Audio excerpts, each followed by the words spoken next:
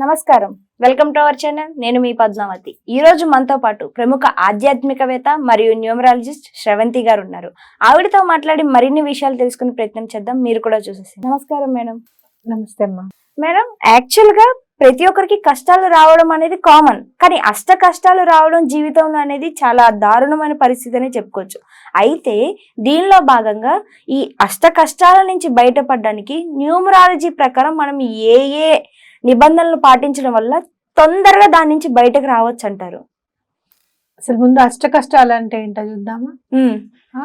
అష్ట కష్టాలు అంటే ఏంటో చూస్తే అసలు మనకి ఏం బాధలు ఉన్నాయి ఏంటి అనేది కూడా మనకు అర్థమవుతుంది. ఆ బాధల నుంచి కొన్నిటి నుంచి కాబట్టి కొన్నిటి నుంచి మనం బయటపడొచ్చు అనే ధైర్యం కూడా వస్తుంది. ఓకే.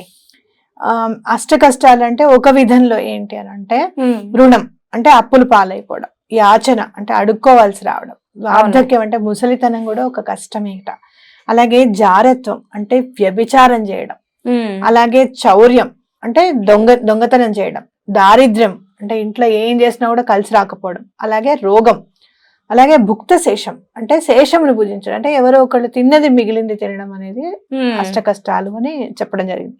ఇంకొక విధం ఏంటి అంటే దేశాంతర గమనం, ఇంకో దేశానికి వెళ్లాల్సి వస్తే కూడా అది అష్ట కష్టమే. అవును, అంతే కదా. ఉన్న వాళ్ళందరినీ వదిలేసి వెళ్ళడం, అందరినీ ఇక్కడ వదిలేసి ఎక్కడ, భార్య అభియోగం, అలాగే ఆపత్కాల బంధు దర్శనం. చాలా ప్రాబ్లమ్స్ ఉన్నప్పుడు సడన్ గా వచ్చారనుకో, ఎక్కడికన్నా బయటకు వెళ్తున్నప్పుడే వచ్చారనుకో ఎవరన్నా మన ఇంటికి, అది కూడా కష్టం కిందకే భావించాలి. అలాగే ఉచ్చిష్ట భక్షణం అంటే ఎంగిలి తినాల్సి రావడం, అట్లాగే శత్రు స్నేహం, శత్రువుతో స్నేహం చేయాల్సి రావడం, అలాగే పరాన్న ప్రతీక్షణం, అలాగే భంగం, అలాగే దారిద్రం. మళ్ళీ ఇంకొక విధంలో ఏంటంటే దాస్యము, దారిద్ర్యము, భార్య లేకుండా ఉండడం, స్వయం కృషి కూడా అష్ట కష్టాల్లోనేట. అంటే తనంతట తనే పైకి రావాలి, ఎవరు లేరు హెల్ప్ చేయడానికి అంటే కూడా. అలాగే యాచించుట, అడిగింది లేదనుట కూడా ఒక కష్టమేట, దానివల్ల కూడా కష్టం వస్తుంది. అలాగే రుణం, దారి నడుచుట అంటే ఏంటంటే చాలా దూరం నడిచి వెళ్లాల్సి రావడం కూడా అష్ట కష్టాల కిందకే వస్తాయట. మరి ఇప్పుడు ఈ అష్ట కష్టాలు ఎలా మనము అంటే మామూలుగా మాటల్లో ఏమని వచ్చింది అని అంటే ఏవైనా భరించరాని కష్టాలు అన్ని ఉన్నాయనుకో, అష్ట కష్టాలు ఉన్నాయి అని చెప్పి చెప్తామన్నమాట. అర్థమైందా? అవును. ఇప్పుడు ఎవరైనా ఎంగిలి తినాల్సిన రాకపోవడం అనేది లేదనుకో అష్ట కష్టం అని అనుకోకండి. ఎందుకు నేను చదివాను అర్థమైందా? ఇప్పుడు అష్ట కష్టాలు పడుతున్నాం అని చెప్తారు. ఎంగిలి తినట్లేదు కదా అంటే ఆ కష్టం మీకు లేనట్టే కదా, అది ఉంది అని అనుకోకండి. ఓకే, అర్థమైందా? బంధువులు ఎవరింటికి ఎవరు వెళ్తున్నారు ఇప్పుడు? చాలా రేర్, అది కూడా లేదనే అనుకోండి. అవునా కాదా? ఎవరైనా వచ్చినా కూడా సర్వ్ చేయడానికి మనకి సహకరిస్తున్నారు వీళ్ళు అనుకోకుండా భలే టైంకి వచ్చారే అని అనుకోండి. కానీ అట్లా చీదరించుకోకుండా ఇప్పుడే రావాలా వీళ్ళు, చెప్పి రావచ్చుగా, చెప్పకుండా ఇన్ఫర్మేషన్ అనేకుండా వస్తారేంటి, ఇలాంటి మాటలు మాట్లాడుకోమాట. ఓకేనా? చదివినిపించిన కారణం ఏంటి అని అంటే అందరికీ అష్ట కష్టాలు ఉండవు, ఎక్కడో ఒక్కడ భగవంతుడు ఎక్కడో ఒక్కడ దారి చూపిస్తాడు మనకి. అవునా? కాబట్టి మనం ఏం చేయాలి, అసలు మిగిలిన కష్టాల నుంచి బయట ఎలా పడాలి అనే దాని మీద మనం ఇప్పుడు మాట్లాడుకుందాం. మిగిలినవన్నీ ఎలా తీరిపోవాలి మీకు అని అంటే గనక భగవంతుడి మీద నమ్మకం ఉండాలి. అబ్బో మేము చాలా పూజలు చేసామండి అని అంటాం. ఏం పూజలు చేసావు కాబట్టి ఇలా ఉన్నామేమో, లేకపోతే ఇంకెలా ఉండేదానివో ఒకసారి ఆలోచించు. అలాగే చాలా కష్టంలో ఉన్నప్పుడు మీరు చూస్తే ఒక్కొక్కసారి మనకంటే కష్టపడే వాళ్ళని చూస్తే భగవంతుడు మనని ఇంకో 2 మెట్టు పైకే ఉంచాడు కదా అని మనకి ఖచ్చితంగా అర్థమవుతుంది అన్నమాట. కాబట్టి ఎప్పుడు కూడా అలా ఆలోచించండి. భగవంతుడిని ఎక్కువగా నమ్మడం అనేది చేయండి. భగవంతుడికి ఇష్టమైనవి ఏంటి అనేది తెలుసుకోండి. ఆయనకి ఏంటి ఇష్టం? ఆర్తులను ఆదుకోవడం, అనాథులకి అన్నం పెట్టడం, దాహం వేసిన వాళ్ళకి కాస్త మంచినీళ్ళన్నా ఇవ్వడం, ఇది ఎవరికైనా ఇష్టం. మనం ఇంటికి వచ్చిన వాళ్ళని ఈ రోజు కావాలండి వాటర్ తాతారా అని అడుగుతాం. అవునా కాదా?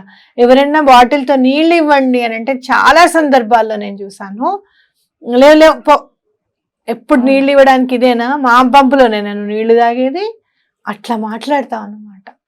అట్లా భగవంతుడిని మనం కూర్చొని పూజ చేసి దీపం పెడితేనే కాదు, మనం మాటలతో ఎవరినైనా హింసిస్తే కూడా భగవంతుడిని హింసించినట్టే అనేది గుర్తుపెట్టుకోవాలి. చాలా కఠినంగా ఉంటుంది ఒక్కొక్కళ్ళ మాట.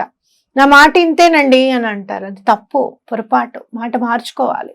ఎప్పుడైతే నీ మాట ఎలా ఉండాలి అని అంటే, పలుకే నైవేద్యం అని చదువుతాం మనం బాబాగారి చాలీసాలు. అంటే బాబాగారి చాలీస అంటే ఇప్పుడు బాబాగారిని కూడా తిట్టడానికి స్టార్ట్ అవుతున్నారు అందరూ. అరే నీకు నచ్చకపోతే నువ్వు వదిలేయి, నీకు నమ్మకం లేదు షిరిడి బాబా గారు అంటే నువ్వు నమ్మకు, నువ్వు వదిలే, నీకెందుకు, నీకు ఇష్టం లేని దాని గురించి నువ్వెందుకు మాట్లాడుతున్నావు? ఆయన ఉన్నప్పుడైతే నువ్వు లేవు కదా, ఆయన ఆఫ్ఘనిస్తాన్ నుంచే రాని ఇంకెక్కడి నుంచన్నా రాని, నువ్వైతే లేవు కదా, నీకు తెలియదు కదా, అవునా కాదా? ఇలా జరిగి ఉండవచ్చు అని అంటున్నారు. ఒకవేళ కాకపోతే నువ్వేం చేస్తావు? పాపం ఎందుకు మూట కట్టుకోవాలి అంటాను నేను. అనవసరమైన విషయాల్లోకి దూరి పాపం ఎందుకు మూట కట్టుకుంటున్నావు? ఒకవేళ నిజంగా నీకు అంత భక్తే ఉంటే గనక, దత్తాత్రేయ స్వామిని నువ్వు పూజిస్తే ఉంటే గనక, దత్తాత్రేయుడు ఏం చెప్పాడు, ఎవరిని ఒక్క మాట ఎత్తి పన్నెత్తి మాట్లాడకూడదు అని ప్రతిసారి చెప్తాడు ఆయన. అసలు ఇంట్లో కూడా గట్టిగా మాట్లాడుకోవడం ఇష్టం ఉండదు ఆయనకి, నార్మల్ గా మాట్లాడుకోవాలి, ఎవరిని గట్టిగా మాట్లాడడం అనేది ఇష్టం ఉండదు ఆయనకి. కాబట్టి దాని మీద దృష్టి కేంద్రీకరించాల్సిన అవసరం మనకి చాలా ఉంది.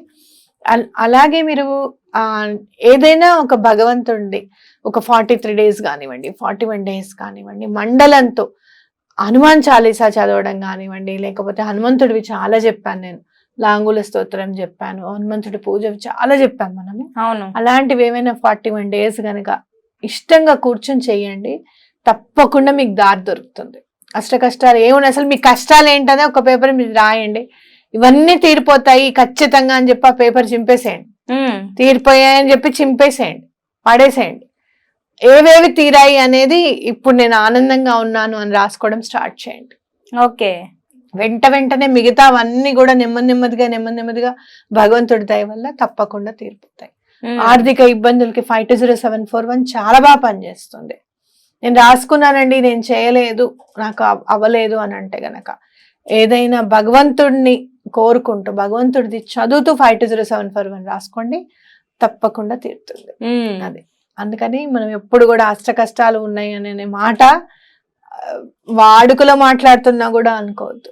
ఎప్పుడు కూడా ఒక నీడలో ఉన్నాము అని అంటే గనక, రోజుకింత తింటున్నాము ఎలాగోలా అంటే గనక, నలుగురం కూర్చొని ఒక ఇంట్లో ఉంటున్నాము అంటే గనక, భగవంతుడు మనని పర్వాలేదు చూస్తున్నట్టే లెక్క, అవునా కదా? అవును. కాబట్టి తప్పకుండా ముందు ఉన్నదానికి కృతజ్ఞత చూపించడం అనేది నేర్చుకుంటే లేని మన దగ్గరికి ఆటోమేటిక్ గా వచ్చేస్తుంది.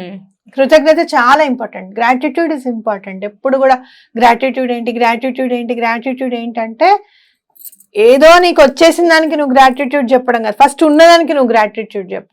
నన్ను ఇలా నుంచోబెట్టినందుకు నాకు చాలా థ్యాంక్స్, నేను చాలా గ్రాటిట్యూడ్, నేను ఏదో ఒక రకంగా భగవంతుడికి నేను రుణం తీర్చుకోవడానికి ప్రయత్నం చేస్తాను, ఆయనకి ఎంతో కొంత నేను సమర్పించుకుంటాను అని దండం పెట్టు, తప్పకుండా నీకు పని అవుతుంది అనమాట. చాలా చక్కగా చెప్పారు. నిజంగా కష్టాలు అనేవి అందరికీ ఉంటాయి, కానీ అదే అష్ట కష్టాలు అని ఫీల్ అయిపోవడం మాత్రం అది కరెక్ట్ కాదు. అన్ని చోట్ల కష్టం ఉన్న చోటే దానికి తగ్గ ఫలితం కూడా దేవుడు ఖచ్చితంగా పక్కన పెట్టే ఉంటారు. మీరు అన్నట్టు చాలా చక్కగా వివరించారు. ధన్యవాదాలు.